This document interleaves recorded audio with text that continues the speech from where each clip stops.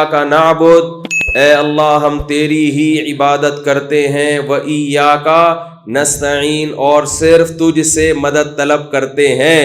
تو اگر پولیس سے مدد طلب کرنا اور اللہ سے مدد طلب کرنا ایک ہی جیسا ہوتا، ایک ہی طرح کی مدد ہوتی، تو پھر ہم یوں کیوں کہتے اللہ صرف تجھ سے مدد طلب کرتے ہیں؟ اس سے پتہ چلتا ہے کہ جو اللہ سے مدد طلب کی جاتی ہے وہ اور قسم کی ہے، اور پولیس سے جو مدد طلب کی جاتی ہے وہ الگ قسم کی ہے۔ یہ دو قسموں میں فرق کرنا ضروری ہے۔ آج کے مشرکین نے دونوں قسموں کو گڑبڑ کر دیا ہے اور شرک کے دروازے کھول دیے ہیں۔ تو ایک مدد ہوتی ہے اسباب کے تحت، آپ بیمار تھے، ڈاکٹر کے پاس گئے، شادی ہو گئی، 10 سال ہو گئے، اولاد نہیں ہو رہی، حکیم کے پاس جاتے ہیں نا کہ بھئی اولاد چاہیے، کیا مطلب؟ اسباب کے تحت وہ کوئی طاقت کی دوا دے گا جس سے اولاد کے جرثومے بڑھ جائیں گے، عورت میں بانجھ پن ہے اس کا علاج کرے گا۔ یہ چیزیں جو اللہ نے دنیا میں اسباب پیدا کیے ان کے تحت ہیں کہ نہیں ہیں؟ یہی وجہ ہے کہ اسباب سے ہٹ کے وہ آپ کی مدد نہیں کرے گا۔ مثال کے طور پر آپ 90 سال کے ہو گئے اور آپ کی بیگم کی عمر 99 سال، بلکہ آپ کو 99 کر لیتا ہوں، بیگم کو 90 پہ لے آتا ہوں، پھر مثال صحیح بنے گی نا۔ آپ ہو گئے 99 کے اور بیگم ہو گئی 90 سال کی، اولاد نہیں ہو رہی۔ اب آپ حکیم کے پاس جاؤ، بھائی اولاد نہیں ہو رہی، کوئی دوا مل جائے گی؟ حکیم کہے گا میں خدا بولو نہیں، بڑھاپے میں کوئی دوا کام نہیں آتی۔ ڈاکٹر کے پاس گئے، ڈاکٹر صاحب میری عمر 99 سال ہے اور بیگم صاحبہ کی عمر 90 سال ہے، بانجھ ہے، وہ ویسے بھی بانجھ ہے اور اب بوڑھی بھی ہو، اتنی عمر میں تو بانجھ نہیں بھی ہو تو بھی نہیں ہوتی اولاد، تو ڈاکٹر صاحب کوئی ایسی کوئی دوا کھلا دیں کہ ہمارے ہاں کیا ہو جائے، اولاد ہو جائے۔ ڈاکٹر کیا کہے گا؟ بھائی میں بھگوان بولو نا، نہیں ہوں، میں خدا نہیں ہوں، میں کوئی اللہ تھوڑی ہوں۔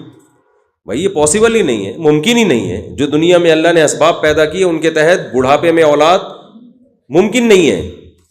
لیکن حضرت زکریہ علیہ السلام اللہ کی چوکھٹ کو کھٹکھٹایا اور کیا فرمایا؟ واشتعل الرأس شیبا، اے اللہ انی وہن العظم منی، اے اللہ میری ہڈیاں کمزور ہو چکی ہیں۔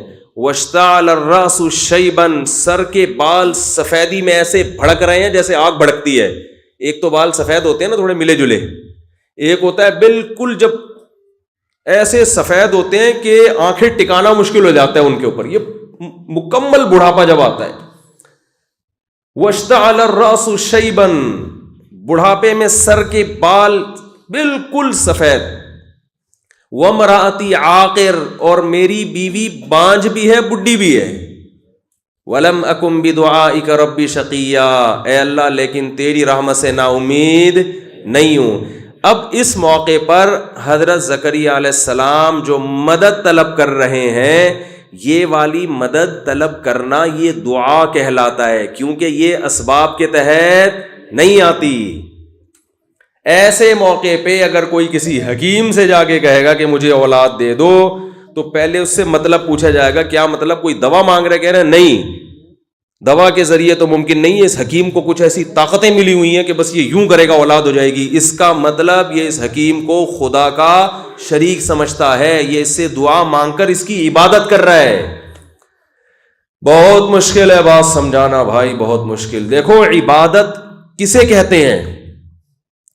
عبادت کہتے ہیں کہ کسی کی تعظیم میں کسی کی ایسی تعظیم کرنا، یہ سمجھ کے کہ یہ جس کی میں تعظیم کر رہا ہوں نا، یہ اسباب سے ہٹ کر مجھے نقصان بھی پہنچا سکتا ہے اور مجھے نفع بھی پہنچا سکتا ہے، عبادت کہا جاتا ہے۔ اس تعظیم کو کیا کہا جاتا ہے؟ عبادت۔ مثال کے طور پر دیکھو، آپ اپنے والد کے سامنے دو زانوں بیٹھو، آپ تمیز سے، یہ عمل عبادت کہلائے گا؟ نہیں، یہ تعظیم تو ہے لیکن عبادت نہیں ہے۔ لیکن اتحیات میں ہم دو زانوں اللہ کے سامنے اسی انداز سے بیٹھتے ہیں، یہ ایسی تعظیم ہے جو کیا ہے؟ عبادت ہے۔ یہی عمل اللہ کے سامنے عبادت کہلائے گا، ابا کے سامنے صرف ادب تمیز۔ سمجھ رہے؟ نماز میں جو ہم سجدہ کرتے ہیں یہ سجدہ صرف تعظیم نہیں ہے، ایسی تعظیم جس میں عبادت کا عنصر ہے. لیکن یہی سجدے کا حکم اللہ نے فرشتوں کو حکم دیا، کس کو کرو؟ آدم کو. یوسف علیہ السلام کے بھائیوں نے کس کو کیا؟ یوسف علیہ السلام کو کیا نا. تو وہ سجدہ عبادت نہیں تھا. اگر ہوتا تو اللہ اپنے علاوہ کسی اور کو کرنے کی اجازت نہیں دیتا. دونوں سجدوں میں فرق کیا ہے بھائی عمل تو بالکل ایک جیسا ہے، فرق کیا ہے؟ اصل میں جب ہم اللہ کے سامنے سر جھکاتے ہیں تو یہ سوچ کے جھکاتے ہیں کہ ہم اس کی تعظیم کر رہے ہیں جو ہمیں فائدہ اور نقصان پہنچانے میں کسی سبب کا محتاج نہیں ہے. جب فرشتوں نے آدم کو سجدہ کیا تو ان کے ذہن میں یہ تصور نہیں تھا، یہ محض ایک رسپیکٹ تھی، عزت تھی جو کسی کو دی جاتی ہے. تو عبادت میں بیس یہاں سے شروع ہوتی ہے کہ جس کی تعظیم کی جا رہی ہے اگر اس کے بارے میں یہ تصور ہے کہ یہ مجھے نفع اور نقصان پہنچا سکتا ہے، نفع نقصان پہنچانے میں کسی سبب کا محتاج نہیں ہے، تو بس آپ نے اس کو معبود بنا لیا. مشرکین مکہ 360 بتوں کے بارے میں یہ سمجھتے تھے کہ یہ ہمیں نفع اور نقصان پہنچا سکتے ہیں اسباب سے ہٹ کے بھی. بات آ رہی ہے سمجھ میں؟ لیکن اب آج کے مشرک نے ایک اس میں گڑبڑ کر دی. جب آج کے مشرک سے کہا جاتا ہے تم ان لوگوں کو کیوں پکارتے ہو، تم یہ سمجھتے ہو کہ یہ وہاں بیٹھے بیٹھے ہماری مدد کر دیں گے جہاں پر ہے یہ، اور مدد میں کسی سبب کے محتاج نہیں ہے، تو تم نے تو ان کو اللہ بنا لیا. کہتے نہیں، اللہ نہیں بنایا ہم نے، بلکہ ہم یہ کہتے ہیں کہ اللہ جب مدد کرتا ہے تو خود سے کرتا ہے، اور یہ بزرگ جب ہماری مدد کریں گے تو اللہ کے دیے ہوئے اختیارات کی وجہ سے کریں گے. یہ اللہ نے ان کو کیا دے دیے؟ اختیارات. میں سمجھا پا رہا ہوں اپنی بات؟ تو یہ بھی بات کو کیا کیا ہے؟ گھمایا ہے. اس لیے کہ مشرکین مکہ جو شرک کیا کرتے تھے اس شرک میں یہ نہیں تھا کہ یہ بت خود سے کرتے ہیں، ان کا یہ خیال تھا کہ یہ بزرگوں کی بنائی ہوئی مورتیاں ہیں، اللہ نے خوش ہو کر ان مورتیوں کو اختیارات دے دیے ہیں، لہذا اب یہ اللہ کے حکم سے کرتے ہیں جو کچھ ہماری مدد کر رہے ہیں، اللہ نے ان کو اختیارات دے دیے ہیں. تو قرآن پورا اسی پہ نازل ہوا کہ اللہ نے اپنے اختیارات میں کسی کو اپنے ساتھ شریک نہیں کیا، کسی کو نہیں دی اختیارات. مشرکین یہ ہرگز نہیں کہتے تھے کہ یہ خود سے خود مختار ہے، نا نا نا نا، وہ جانتے تھے ان کو تو ہم نے بنایا اپنے ہاتھوں سے، خود مختار کہاں سے ہو گئے؟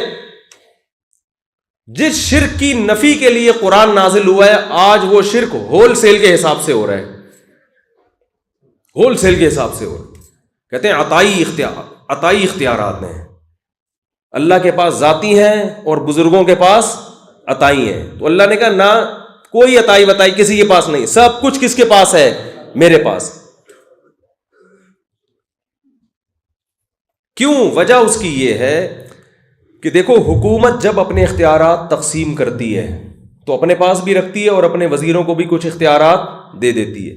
مثال کے طور پر اصل اختیار تو حکومت کے پاس ہے کہ کس علاقے کو کتنا پانی دینا ہے، لیکن حکومت نے وزیر بنائے ہوئے ہیں نا.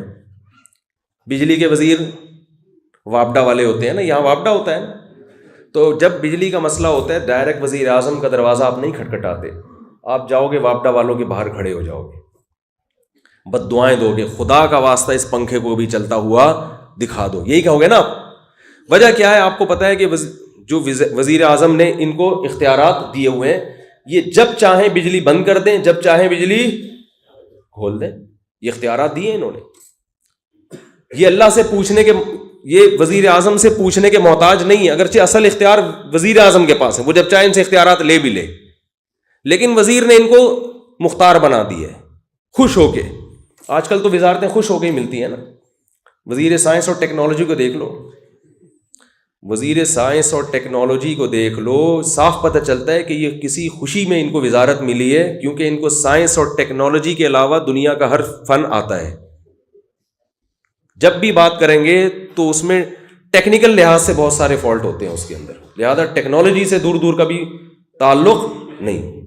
وزیر تعلیم کو دیکھ لو، ایک وزیر تعلیم ریٹائر ہو گئے، ان کا انٹرویو آ رہا تھا تعلیم کے بارے میں، انہوں نے کہا یار مجھ سے تعلیم کا کیوں پوچھ رہے ہو؟ انہوں نے کہا آپ وزیر تعلیم تھے بھائی. اس نے کہا جب تھا اس وقت نہیں پتا تھا, اب تو ریٹائر ہو گئے ہم. جب وزیر تعلیم تھے اس وقت ہمیں تعلیم کا نہیں پتا تھا, اب تو ہم پھر بھی کیا ہو گئے, ریٹائر ہو گئے. تو یہ خوش ہو گئی تو اختیارات دیے. تو اللہ نے قرآن میں اس کی نفی کی, لم یکن لہ ولی من الذل. دیکھو حکومت جب اختیارات دیتی ہے کسی کو تو اس لیے دیتی ہے کہ حکومت اکیلی سارے کام نہیں کر سکتی, ورنہ وزیر اعظم ہاؤس کے باہر رش لگ جائے گا. وزارت صحت کا بھی رش, جس کو صحت کا مسئلہ ہوگا وہ بھی اسلام آباد میں بیٹھا ہوا ہوگا, جس کا پانی کا نل کا کھلوانا ہے وہ بھی کہاں بیٹھا ہوا ہوگا. تو ایک وزیر اتنے سارے کام کہاں سے, جو اس کے تو جو کام کر سکتا ہے وہ نہیں کر رہا ہوتا آج کل, تو اتنے سارے کام کہاں سے کرے گا وہ, ہے بھائی. تو اتنے سارے کام اکیلا انسان کر نہیں سکتا, اس لیے اس کو اپنے اختیارات بانٹنے پڑتے ہیں. تو اللہ فرماتے ہیں کہ میں تمہارے دنیا کے بادشاہوں کی طرح نہیں ہوں, ایک ہی وقت میں اربوں کھربوں لوگوں کی فریاد سنتا ہوں, ہر ایک کی فریاد سمجھتا ہوں اور ہر ایک کی بگڑی بنا سکتا ہوں. لہذا مجھے اپنے اختیارات میں کسی پیغمبر کو, کسی فرشتے کو, کسی ولی کو, کسی بزرگ کو شریک کرنے کی ضرورت نہیں ہے, مجھے ضرورت ہی نہیں ہے. انتم الفقراء الی اللہ, اے لوگو تم سب کے سب اللہ کے در کے فقیر ہو. واللہ هو الغنی الحمید, اکیلا اللہ ہے جس کو کسی کی ضرورت نہیں ہے, سب محتاج ہو. تو یاد رکھو یہ اسلام کا بنیادی عقیدہ ہے کہ عبادت کے لائق بولو صرف اللہ ہے, اور اللہ کے سوا کسی کو پکارنا جائز نہیں ہے. صرف اللہ کو. کیا ہوا تو بھئی اذان تو ان کا ہیڈک ہے نا, وہ آپ کا ہیڈک تھوڑی ہے. اذان ہونے والی ہے کیا؟ تو 10 منٹ میں بیان ختم کروں؟ اچھا, میں سمجھا کہ 5 منٹ میں رہ گئے, کیا مسئلہ ہے پتہ نہیں. تو یہ اختیارات اللہ نے کسی کو بولو بھائی نہیں دیے. بعض لوگ کہتے ہیں اس پر, شرک پر جتنے اعتراضات ہوتے ہیں نا توحید پر, میں سارے اعتراضات اٹھا کے اس کا جواب دوں گا آپ کو, کہ بعض لوگ یہ کہتے ہیں کہ اگر اللہ تعالیٰ نے پیغمبروں کو اختیار نہیں دیے تو قرآن میں آتا ہے کہ جبریل علیہ السلام نے حضرت مریم کو بیٹا ہبہ کیا. بارشیں اللہ کس کے ذریعے برسواتا ہے؟ فرشتوں کے ذریعے, ہے نا. فرشتے یہ کام بھی کرتے ہیں, فرشتے یہ کام بھی کرتے ہیں, یہ بھی کرتے ہیں. تو جب اتنے سارے کام فرشتوں کو اللہ نے اختیارات دیے ہوئے ہیں تو پیغمبروں کا مقام تو فرشتوں سے بڑھ کر ہے بھائی. کیا خیال ہے بھائی؟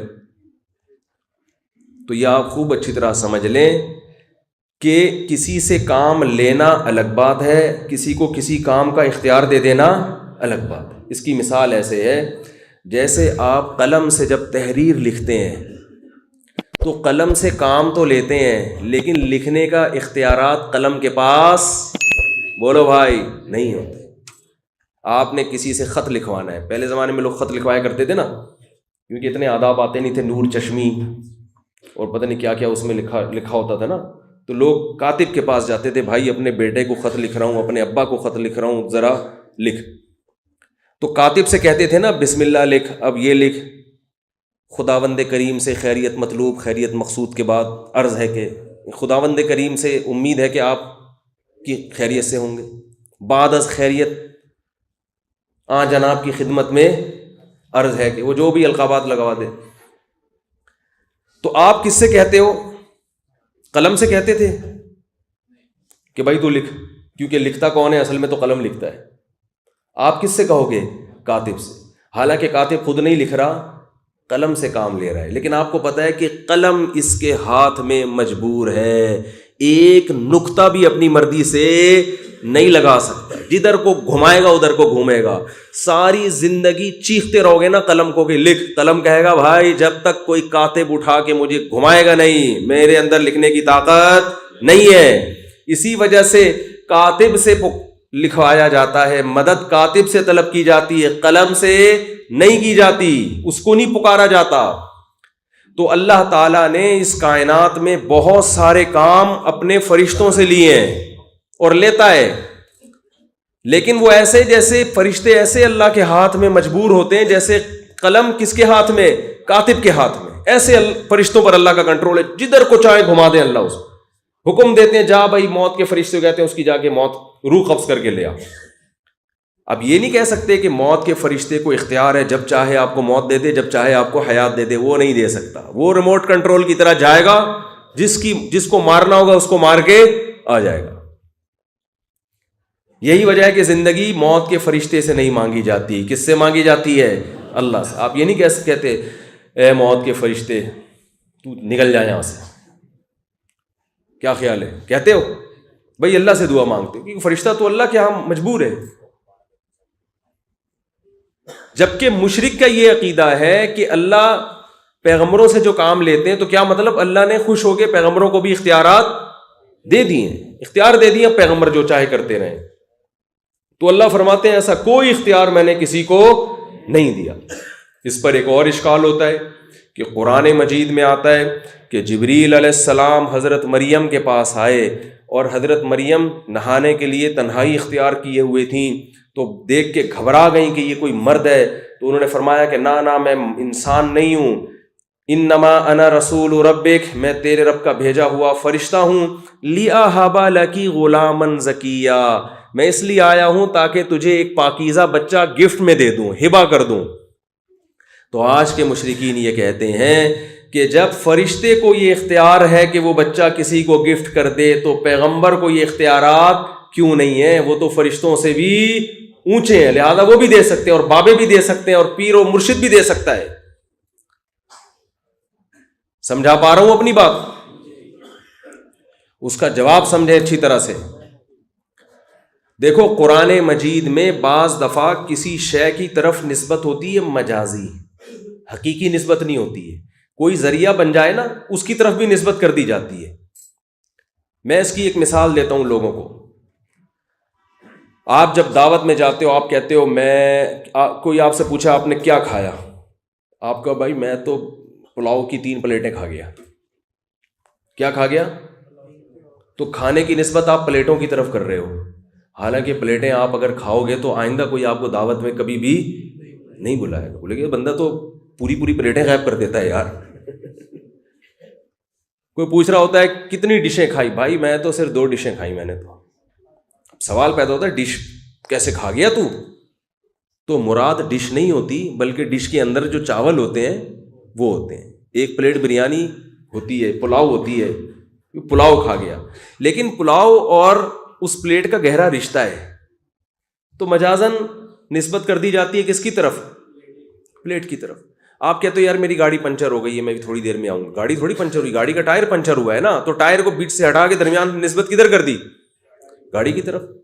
تو ایسے ہی بعض دفعہ مجازی طور پر پیغمبر یا فرشتے کی طرف نسبت کر دی جاتی ہے. جبریل نے پھونک ماری، ہرگز جبریل نے اولاد نہیں دی. جبریل کو اللہ نے کسی کو اولاد دینے کا اختیار دیا ہی نہیں ہے. اللہ کے پاس ہے اختیار.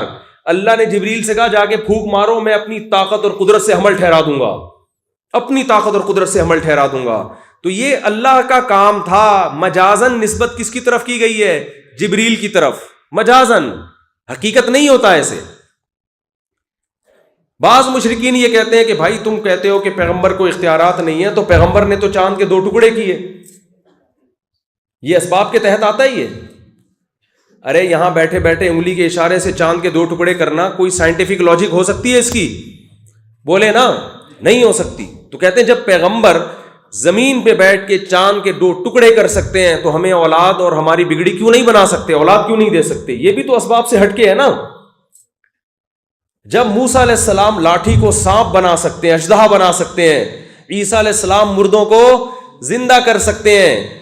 عیسائی یہ کہتے ہیں کہ حضرت عیسیٰ کو تم بھی مانتے ہو کہ مردوں کو زندہ کر دیتے تھے، کوڑ کے مریض کے ہاتھ پھیرتے اس کو شفا مل جاتی، پیدائشی نابینا کی آنکھوں پہ ہاتھ رکھتے اس کی بینائی واپس لوٹ جاتی.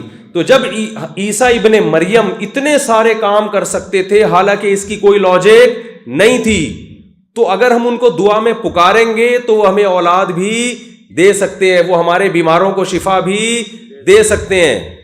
یہ سوال سمجھ میں آ رہا ہے کہ نہیں آ رہا ہے؟ اس کے جواب دے کے بس میں بیان ختم کرتا ہوں. تاکہ عقیدہ تو کم از کم درست ہو جائے نا.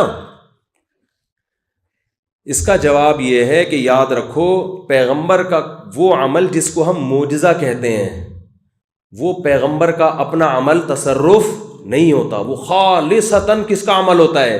اللہ کا. اس میں صرف پیغمبر کا ہاتھ استعمال ہوتا ہے. پیغمبر کو اختیارات نہیں دیے جاتے کہ چاند کے 2 ٹکڑے کر سکتے ہیں آپ جب چاہیں, آپ جب چاہیں لاٹھی کو سانپ بنا سکتے ہیں. ایسا نہیں ہے. اس کی سب سے بڑی دلیل یہ ہے کہ موسیٰ علیہ الصلاۃ والسلام ایسا نہیں تھا کہ جب لاٹھی کو پھینکتے ہیں وہ سانپ بن جاتی ہو. نا نا نا نا نا, موسیٰ علیہ السلام کے پاس یہ اختیارات نہیں تھے. یہی وجہ ہے کہ جب بھی لاٹھی پھینکنے کی باری آئی موسیٰ علیہ السلام نے وہی کا انتظار کیا. اللہ نے فرمایا موسیٰ اس کو زمین پہ ڈال دے, میں اپنی قدرت سے جب چاہوں گا اس کو سانپ بناؤں گا, اپنی قدرت سے جب چاہوں گا پتھر سے 12 چشمے نکال دوں گا, اپنی قدرت سے جب چاہوں گا اس کو سمندر پہ مارو گے سمندر 2 حصوں میں تقسیم ہو جائے گا. اگر حضرت موسیٰ علیہ السلام کو یہ اختیار ہوتا کہ جب چاہے لاٹھی کو سانپ بنا دے تو اپنی ہی بنی ہوئی لاٹھی کو جب سانپ بنتا دیکھتے تو گھبراہٹ کا شکار نہ ہوتے. آپ سورہ طٰہٰ اٹھا کے دیکھیں, سورہ طٰہٰ میں اللہ نے کوہ طور پہ حضرت موسیٰ علیہ السلام کو بلایا. سورہ طٰہٰ میں وَمَا تِلْكَ بِيَمِينِكَ يَا موسیٰ, اے موسیٰ یہ تیرے دائیں ہاتھ میں کیا ہے؟ قَالَ هِيَ عَصَايَ, حضرت موسیٰ نے فرمایا میری لاٹھی ہے. أَتَوَكَّأُ عَلَيْهَا, پتے ٹیک لگاتا ہوں. وَأَهُشُّ بِهَا عَلَىٰ غَنَمِي, درختوں کے پتے جھاڑتا ہوں بکریوں کے لیے. وَلِيَ فِيهَا مَآرِبُ أُخْرَىٰ, اور بھی بہت سارے کام ہیں. ان میں سانپ بنانے کا کہیں بھی تذکرہ بولو نہیں. یہ سارے کام لاجک کے تحت ہوتے ہیں نا. ٹیک لگاتا ہے انسان, یہ لاجک ہے, سائنٹیفک لاجک ہے اس کی. درختوں سے پتے جھاڑتا ہے انسان, یہ لاجک میں آتی ہے چیزیں. لاٹھی کا سانپ بن جانا کسی لاجک میں نہیں آتا. یہ سائنٹیفک یعنی یہ ممکن ہی نہیں ہے اسباب کی دنیا میں. جادوگروں نے جو کیا نا وہ نظر کو دھوکہ دیا, حقیقت میں نہیں بنایا. اس پہ میں ابھی آتا ہوں.